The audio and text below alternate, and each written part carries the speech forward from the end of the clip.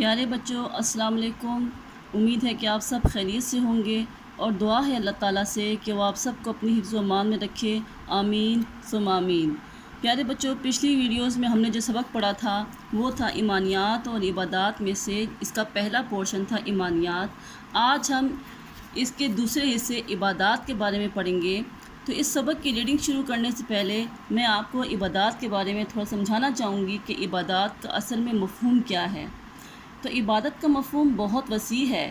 امام ابن تیمیہ عبادت کی تعریف کرتے ہوئے فرماتے ہیں کہ عبادت ہر اس قول کو کہتے ہیں، ہر اس ارادے کو کہتے ہیں، اس نیت کو کہتے ہیں، اور عبادت ہر اس عمل کو کہتے ہیں کہ جس کے ذریعے سے انسان اپنے خالق کو، اپنے مالک کو راضی کرتا ہے۔ ٹھیک ہے، یہی وجہ ہے کہ اسلام میں عبادت کا تصور صرف نماز، روزہ، زکوٰۃ، حج اور ذکر الہی اور قرآن کریم تک محدود نہیں، بلکہ پیدائش سے لے کے موت تک کے تمام اعمال اللہ کی مرضی کے مطابق گزارنا عبادت ہے۔ جیسے کہ اللہ تعالیٰ نے قرآن مجید میں سورۃ الانعام میں فرمایا، قُلْ إِنَّ صَلَاتِي وَنُسُكِي وَمَحْيَايَ وَمَمَاتِي لِلَّهِ رَبِّ الْعَالَمِينَ، تو کہہ دو کہ میری نماز اور میری قربانی اور میرا جینا اور میرا مرنا اللہ ہی کے لیے ہے جو پالنے والا ہے سارے جہان کا۔ اسی طرح سورہ بقرہ میں بھی اللہ تعالیٰ نے فرمایا کہ یا ایھا الناس اعبدوا ربکم الذی خلقکم والذین من قبلکم لعلکم تتقون، اے لوگو بندگی کرو، بندگی مین عبادت، اے لوگو بندگی کرو اپنے رب کی جس نے پیدا کیا تم کو اور ان کو جو تم سے پہلے تھے، تاکہ تم پرہیزگار بن جاؤ۔ تو پیارے بچوں، عبادت جو ہے وہ دو طرح کی ہوتی ہے۔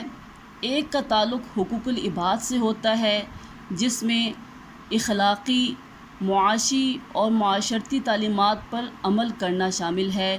جیسے اخلاقی اور معاشرتی لحاظ سے آپ نے معاشرے میں آپ کے ارد گرد رہنے والے جتنے بھی لوگ ہیں، آپ کے والدین، آپ کے بہن بھائی، آپ کے ہمسائے، آپ کے محلے والے، آپ کے اور دیگر رشتہ دار، آپ نے ان کے حقوق کا خیال رکھنا ہے، اپنے عمل سے ان کو آپ نے تکلیف نہیں دینی ہے۔ یہ ہوتی ہے معاشرتی اور اخلاقی ذمہ داری۔ اس کے علاوہ معاشی، اس کا مطلب یہ ہے کہ آپ کا جو ذریعہ معاش ہے، آپ کا روزی کمانے کا جو طریقہ ہے، وہ اللہ کی مرضی کے مطابق ہونا چاہیے، حق حلال ہونا چاہیے۔ آپ نے کسی دوسرے کا حق نہیں مارنا، کسی یتیم کا حق نہیں مارنا، اپنے خود محنت کرنی ہے اور سود سے بچنا ہے۔ یعنی کہ یہ تمام چیزیں جو ہیں یہ شامل ہیں اس میں۔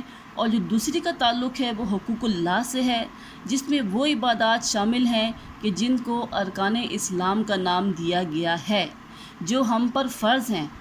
جیسے حدیث میں حضرت محمد صلی اللہ علیہ وسلم نے فرمایا کہ اسلام کی بنیاد 5 ارکان پر رکھی گئی ہے، جس میں سے نمبر 1 پر ہے توحید، مطلب اللہ تعالیٰ کو ایک ماننا، نماز قائم کرنا، زکوٰۃ ادا کرنا، بیت اللہ کا حج کرنا اور رمضان کے روزے رکھنا۔ پیارے بچوں، امید ہے کہ آپ کو عبادت کے مفہوم کی صحیح سے سمجھ آ گئی ہوگی۔ اب ساتھ اس سبق کی ریڈنگ شروع کرتے ہیں، اور جو آپ کو بات بیچ میں مشکل لگے گی اس کی میں ساتھ ساتھ وضاحت کرتی چلوں گی۔ شکریہ۔